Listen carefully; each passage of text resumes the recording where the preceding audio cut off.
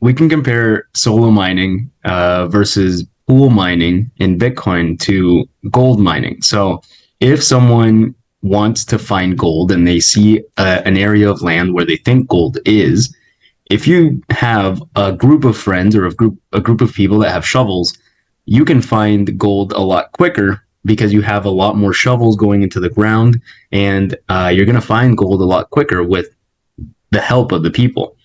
But if a person decides to take a risk and they go to that same plot of land and they say, you know what, I don't need any help and I don't need any more people to split this prize with, if you find gold by yourself, you're going to be a lot more profitable than the people that had to go in a group because it's being split amongst the people that went to find that gold. So you can do the exact same thing in Bitcoin if you are mining, solo mining, where your hash power is only for you, versus if your hash power, which is almost like your shovel power, is being input into a pool of different miners. Each one gets a reward depending on how much effort they put in.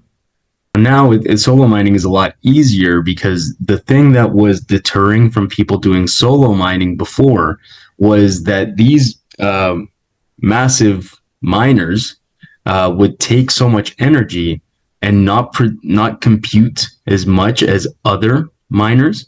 And so you would be spending a lot on the energy side, but not really getting a reward consistently.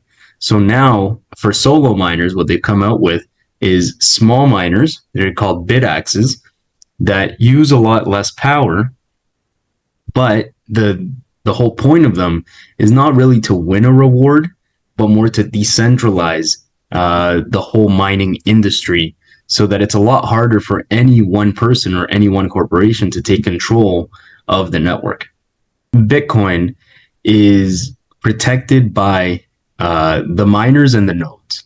And on the mining side, it's all about the hashing power that goes into each transaction that gets confirmed.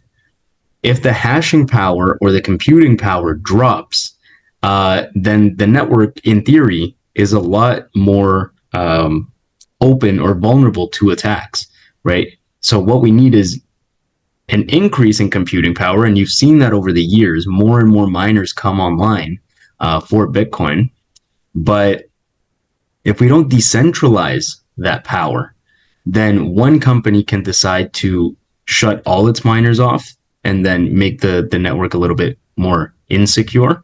And that's why we don't want that to happen. We want us to be able to control the hashing power or the mining power ourselves. Just like nodes are controlled by whoever runs them, we want miners to be controlled by whoever runs them. In Canada, it gets cold, and mining produces a lot of heat, this little computer power. So what they do is they turn them into heaters that you can put by your feet or whatever, and maybe you'll get lucky and hit something, you know? Yeah. So the bit axes from certain places are on back order because there's such high demand for them. You know, it's a low cost miner. It's about $200, so it's not that much, and it doesn't cost that much to run. And pay for the energy.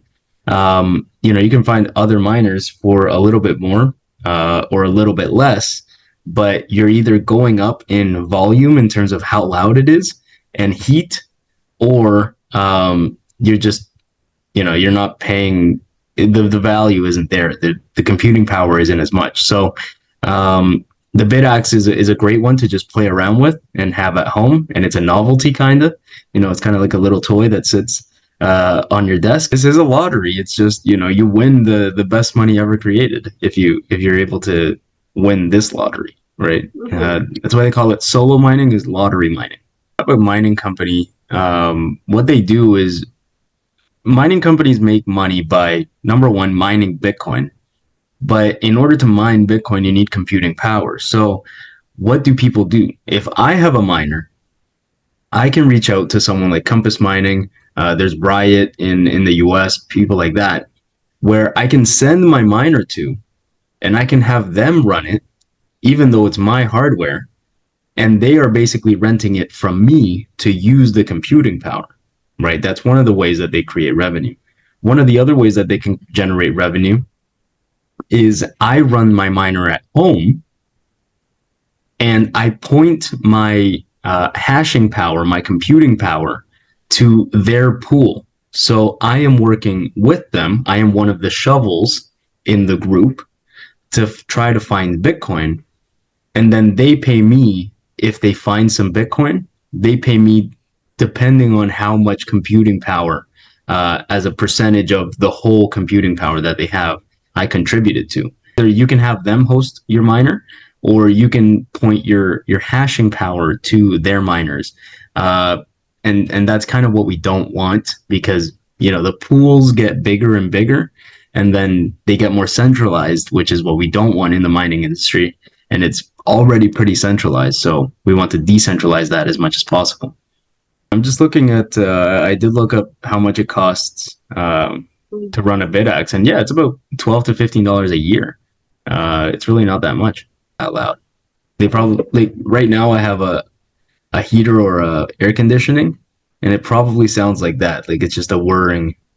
It's a sound, that you hear in the background. But yeah, you can create your own mining pool, right? So if you want, to get multiple bid axes, and have the bid axes come together to, put all their shoveling power or the computing power for you, then that's still decentralized, because you're the only one running these bid axes, right? So I think we will see that in the future.